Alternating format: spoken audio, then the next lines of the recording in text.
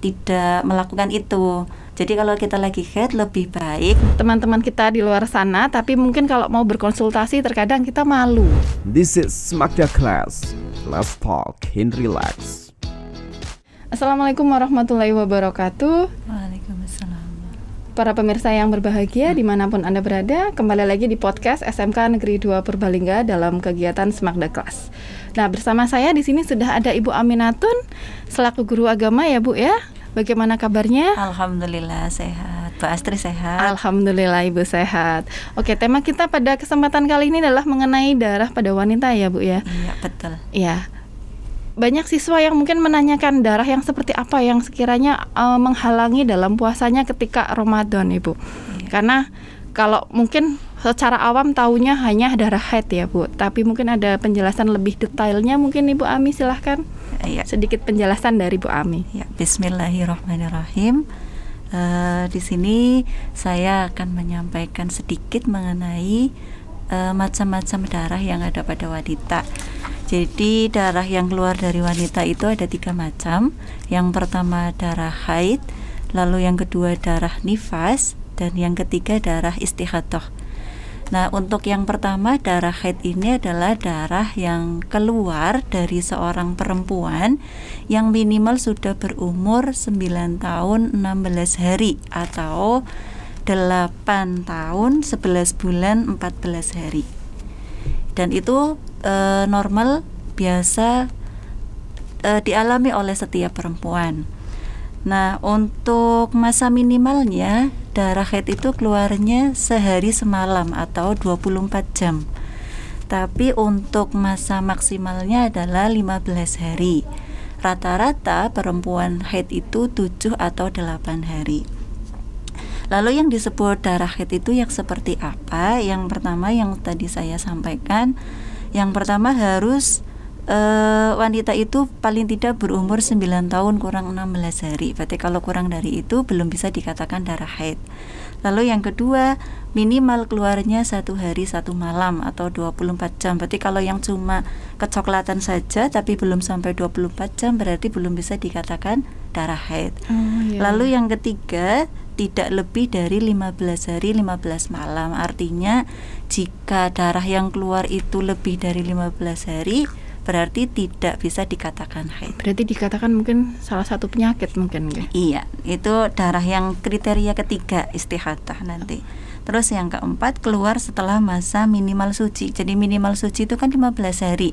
Tapi kalau misalnya kurang dari keluarnya setelah masa minimal suci 15 hari, maka itu dikatakan haid. Kalau kurang dari 15 hari suci berarti bukan dikatakan darah haid. Gitu. Terus yang kedua darah nifas. Nifas ini adalah darah yang keluar setelah ibu melahirkan seorang anak.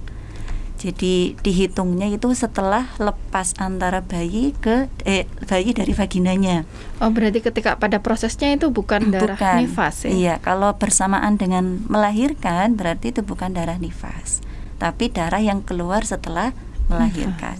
Dan masa minimalnya itu adalah 1 keluaran. Terus masa maksimalnya adalah 60 hari, rata-rata 40 hari gitu. Jadi kalau ada ibu yang sudah melahirkan lalu kemudian hanya keluar darah beberapa hari saja terus kemudian bersih, berarti langsung sholat saja. Tidak sebenarnya harus, itu sudah sah sholatnya ya Bu ya? Jadi tidak harus nunggu 40 hari. Iya, soalnya kadang kita terkena mitos yang katanya harus nunggu 40 hari itu. Iya, betul. Dan itu memang harus pakai ilmu ya. Soalnya mempelajari ini juga kalau untuk perempuan kan fardu ain, tapi kalau untuk laki-laki memang fardu kifayah. Gitu. Terus darah yang terakhir yaitu darah istihadah atau kita sebutnya darah penyakit. Ini maksudnya adalah darah yang keluar tapi ketentuannya di luar haid atau nifas. Seperti yang saya sampaikan tadi, misalnya perempuan baru 8 tahun tapi sudah keluar darah, berarti itu namanya darah istihadah. Atau keluar darah tapi tidak sampai 24 jam, berarti juga istihadah. Masuk ke istihadah, berarti itu masih diizinkan untuk sholat ya? Iya, jadi semuanya harus tetap sholat gitu. Puasa juga harus tetap puasa. Termasuk ketika nanti haidnya lebih dari 15 hari. Iya, itu juga termasuk darah penyakit atau darah istihadah. Mungkin gitu. seperti itu penjelasan awalnya, Bu. Oke, terima kasih Bu Aminatun untuk penjelasan singkatnya, dan mungkin di sini ada beberapa yang ingin saya tanyakan nih Bu, Iya, terkait silakan. permasalahan yang mungkin sering dialami oleh teman-teman kita di luar sana, tapi mungkin kalau mau berkonsultasi terkadang kita malu. Iya. Nah, yang mau saya tanyakan adalah terkait dengan ketika selesai haid itu adalah di waktu sahur dan belum sempat bersuci, tapi sudah sudah masuk waktu imsak atau azan ya Bu ya. Itu bagaimana? Apakah tetap boleh puasa atau bagaimana? Iya, oke, saya jawab sesuai dengan yang saya tahu ya.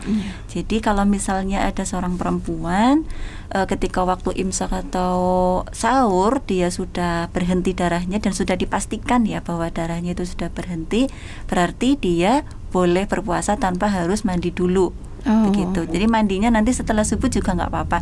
Yang penting dia sudah memastikan bahwa darahnya sudah berhenti dan benar-benar sudah putih. Baru nanti ketika mau sholat subuh bersuci. Iya. Gitu. Iya. Kalau misalnya nanti mandinya setelah sholat subuh, maksudnya sudah masuk waktu subuh, ya nggak apa-apa sih. Melewati waktu subuh. Ketika mandi itu harus tetap dijaga 7 lubang supaya tidak kemasukan air. Jadi kalau saya pribadi sendiri malah justru lebih ke hati-hati ya. Jadi mandinya sebelum sholat subuh. Takutnya nanti ada air yang masuk ke sehingga lubang hidung, mempengaruhi puasa ya. Iya, betul. Iya. Tapi sekali lagi boleh ya ketika sudah masuk subuh ya. Iya. Oke, terus pertanyaan berikutnya terkait dengan yang biasanya teman-teman mungkin ketika haid itu tidak lancar. Jadi ketika 7 hari haidnya berhenti, lah terus dia karena di bulan Ramadan merasa sudah yakin itu terus bersuci, lalu ternyata setelah di tengah-tengah hari berikutnya dia sudah 1 kali puasa ya Bu ya. Jadi setelah 7 hari terus 1 hari dia berpuasa, ternyata hari berikutnya dia haid lagi. Itu bagaimana Bu? Berarti bagaimana dengan puasanya? Karena dia sudah sempat puasa sehari. Iya, seperti yang saya sampaikan tadi bahwa masa maksimal haid itu adalah 15 hari. Jadi kalau masih 7 hari berarti kan kurang dari 15 hari. Artinya ketika di hari ke-7 sudah dianggap berhenti, tapi ternyata puasa terus kemudian keluar lagi, berarti itu masih dihitung haid. Otomatis puasanya juga batal. Gitu. Iya Bu. Ini kan sebenarnya hal umum, tapi terkadang kalau kita mau tanya itu bingung, mau bertanya sama siapa ya. Kemudian terkait dengan mitos ini Bu, ketika sedang haid itu ada mitos nggak boleh potong kuku, nggak boleh potong rambut, termasuk keramas Bu. Itu bagaimana dalam pandangan Islam sendiri? Memang itu sudah menjadi umum sekali itu ya. Tapi sebenarnya untuk potong rambut dan potong kuku bahkan sampai keramas ketika haid itu diperbolehkan. Sunahnya itu tidak melakukan itu. Jadi kalau kita lagi haid lebih baik menghindari potong rambut, potong kuku. Tapi kalau misalnya udah terlanjur ya nggak apa-apa. Nanti ketika mandi besar yang dibasuh adalah bekasnya. Misalnya habis potong rambut berarti yang dibasuh adalah rambut bekas potong rambut, bukan potong yang rambutnya. Dipotong itu disimpan itu enggak ya? Enggak ya. Gitu itu nanti jadi menyulitkan diri sendiri begitu. Jadi kalau kukunya udah dipotong berarti yang dibasuh adalah bekas potongannya. Kan termasuk ketika rontok kayak gitu kan kadang ada yang disimpan nanti ketika selesai itu bersuci ikut dibersihkan juga ya gitu. Itu enggak ya sebenarnya ya Bu. Itu kan hanya sunnah menghindari potong rambut dan potong kuku. Lebih baik maksudnya. Iya. Terima kasih Ibu untuk penjelasannya.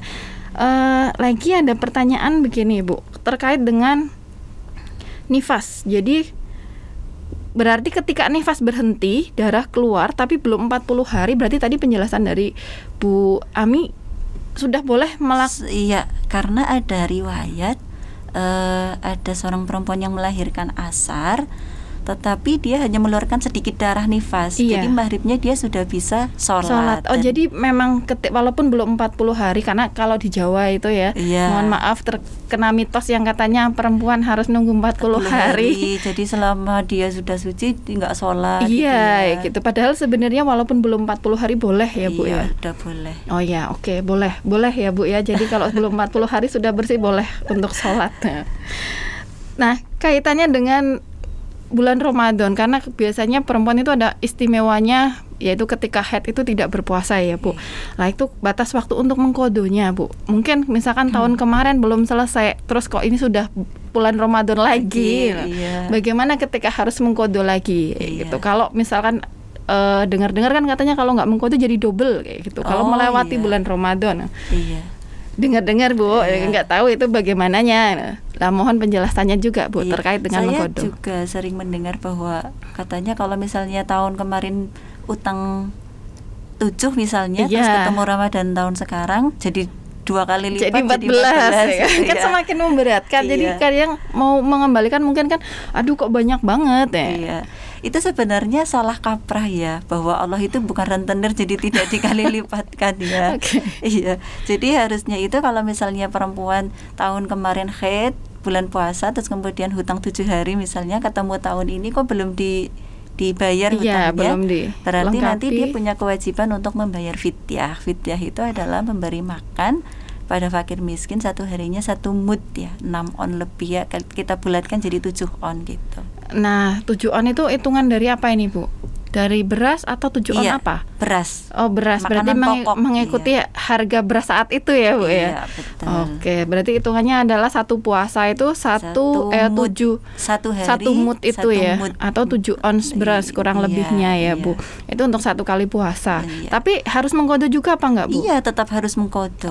Jadi kalau misalkan kayak saya yang sedang hamil, kemudian saya tidak berpuasa, tapi karena diri saya sendiri, karena saya merasa lemah, berarti nanti saya wajib mengkodo puasa saya. Atau kalau misalnya saya tidak puasa karena sedang hamil, takut dengan kondisi bayi saya, takut kenapa, berarti saya harus mengkodo puasa saya dan menambah fidyah begitu. Tapi kalau saya khawatir diri saya dan bayi saya, berarti hanya kodo saja begitu. Oh jadi kalau khawatir terhadap keduanya, takut ada hal yang tidak diinginkan, jadi hanya cukup mengkodo ya Bu. Tapi kalau takut bayinya, karena bayinya walaupun kita kuat ya Bu ya. Iya, berarti harus kodo dan fidyah.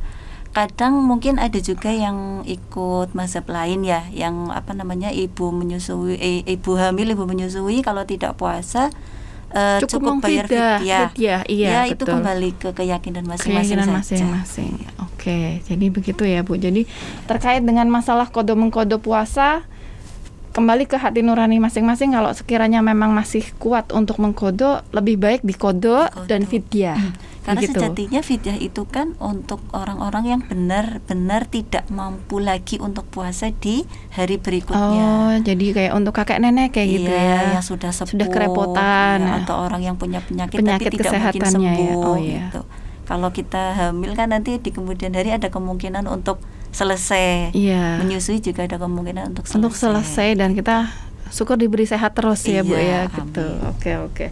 Ya, terima kasih Ibu. Semoga tambahan satu lagi, kalau misalnya lagi haid terus kemudian misalnya waktu duhur itu masuk jam 12 ya. Terus kemudian kita belum sempat sholat nih. 12:30 kita keluar darah padahal sudah masuk waktu duhur kan. Berarti walaupun kita posisinya sudah haid, tapi kita itu waktu duhur belum melaksanakan sholat, berarti kita hutang sholat. Nanti setelah kita suci, kita harus mengkodo sholat yang kita belum melakukan di saat itu. Berarti tadi kan kalau duhurnya jam 12, 12:30 belum sholat tapi sudah keluar darah, berarti nanti kan hutang sholat duhur tuh, karena udah masuk sholat duhur. Nanti setelah suci, sholat duhur itu harus dikodo. Karena kan kita taunya kalau lagi haid itu nggak ngodoni sholat gitu kan. Benar Bu. Tapi kan kita harus perhatikan kapan waktu ya Bu ya. Kapan kita masuk haidnya. Masuk haidnya itulah pentingnya kita jangan menunda-nunda sholat ya Bu. Betul. Oke, berarti ini poin pentingnya adalah jangan menunda-nunda sholat. Ya. Kadang itu hal sederhana tapi nggak pernah kita pikirkan Bu. Jadi mungkin saya sendiri juga utangnya mungkin banyak banget Bu. Saya baru tahu ini kalau ternyata mengkodo sholat itu juga harus ketika haid itu harus melihat ya Bu ya kapan saya mulai haidnya. Oke. Ilmu yang sangat bermanfaat sekali Bu. Banyak informasi yang saya baru tahu juga dan semoga ini juga menginspirasi dan memberikan manfaat untuk teman-teman di luar sana. Oke, kiranya itu saja Ibu. Terima kasih. Semoga Bu Aminatun tetap sehat, Amin. diberi kelancaran nanti pas persalinannya ya Bu Amin, ya. amin, ya Allah. Terima kasih. Sekian demikian untuk bincang-bincang kita kali ini. Semoga bermanfaat dan membawakan manfaat untuk semuanya. Sekian, wassalamualaikum warahmatullahi wabarakatuh. Waalaikumsalam warahmatullahi wabarakatuh. Terima kasih Bu Ami. Sama-sama. This is Smakda Class. Let's talk and relax.